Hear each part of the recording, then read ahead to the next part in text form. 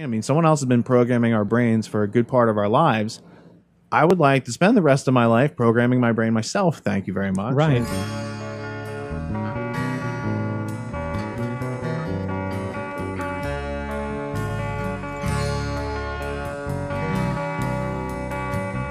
Do you guys have any advice on staying aware when watching movies or mainstream media instead of going into a passive state? Oh, yeah. Question mark. Question, if you're watching a movie, like if you're watching something high dollar value Hollywood production, Yeah. I would start using your question mark. You start having that internal dialogue that Gatto talks about at the beginning of the Ultimate History lesson. It's a variety of questions that can start unlocking you from someone trying to like wall you in with some, psychological warfare techniques. And really, one of the best inventions too, as far as technology is concerned, for being able to work on this process ourselves is the pause button. Right? Because pause in the Google. Yeah, I used to. There's Conversations with History. I don't know if you're familiar with that. Harry Chrysler, I think it's like University of California, and he has all these intellectual heavy hitters. Sure. And a lot of them are, this Harry Chrysler is just a host. He's just asking questions and he's eating out of their hands. Right. And he's expecting you as the audience of this podcast or this video series to basically do the same thing. Right. Well, this was another way. I was painting houses. I was off for the summer from teaching. So in the summer, I used to paint houses. And I'd be on a ladder and I'd just pull out the iPod and I'd pause. And I'd be by myself and I'd just start talking to myself about the problems that I had with what I just experienced. And it's okay to do this. That's how you begin podcasting. You start talking to yourself and you're like, wait, I should record this for someone else. And then I did it in the car and people will catch you, but that doesn't matter, right? They look in your car and they say, I wish I was in there. I wish I knew. They thought you were talking to someone on the phone, that's all. Right. Well, no, it doesn't matter. Yeah. They say, no, I wish I was in that car. I'd be learning something. Look at that guy talking to himself. So that really helped me, make better sense of it, because it comes at you fast, and it's never come at us faster than it's coming at us right now. All of this information, and that's why it's important, because they are putting out. It's just exponentially more information coming out all the time. I mean, and it's kind of the wash too. It's kind of the German idealism. Well, look at all these opinions. I guess they just kind of integrate into everybody's entitled to theirs. And the first filter is relevant or not relevant, right? And then filter into substantial or arbitrary, and then you're left with substantial. That's cool stuff to go through. Go through it as you had time, and then prioritize what you need to go through. Absolutely. So that takes the infinity that's on the internet plus n+1 down to something that's manageable.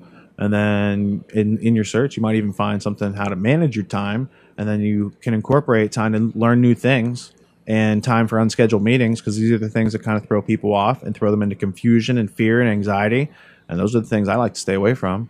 And I found by exercising my mind, by learning how to run more than one block in my mind, basically. Extending my attention span is what I mean by that. And I help other people do that by producing content that's longer than most people are used to. Sure. But, I get so much positive feedback from people who are doing kind of, there could be someone kayaking, for 8 hours. And they're like, hey, I listened to an episode of your podcast the whole time. Like, and, they didn't have to stop and go look for more stuff to listen. You know what I'm saying? Right. And if you don't have time to listen to it in one sitting, then you can carve out an hour a night and then look, spend half hour listening, half hour looking stuff up. It might take you a week or 2 weeks to go through the episode, but think about what you'll know after that week or 2 weeks, and think about how, you'll just be so impressed with your mind's ability to grow if you just kind of try to exercise it. It will respond. It's a natural process. My short answer on the media and Hollywood question is make it an interactive experience for yourself. Yeah. If you don't do that, you do fall into a passive state. Television is definitely designed to be that. Even the most exciting and mind-blowing mystery. All you have to do is sit there, and David Caruso is going to solve it for you by the top of the hour. I have one other tip now that I'm thinking about it. If you are concerned about psychological warfare and being under the influence of that while watching audio or video, I would take the steps to learn how they produce audio or video. Learning about how they put a movie together gives you a great deal of the ability to stand back and be like, well, I understand how they lit this scene, moved the camera through the scene. I understand so many details of how they showed me. I can instantly break down and unsuspend my disbelief. That's the key. When they have you suspending your disbelief and they're feeding you propaganda, That's bad. You should have your door shut during that interaction, right? And so that's when you unsuspend your disbelief and be like, oh, that's just a movie. I don't need to see that violence or whatever. You can turn your head. You can treat these different situations. You have choice.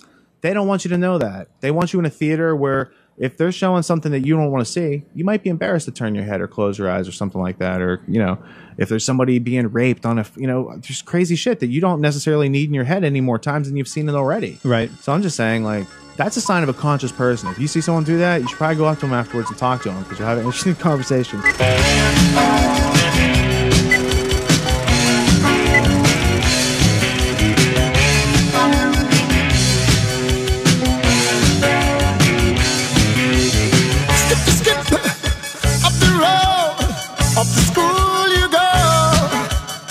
Don't be a bad boy, Johnny.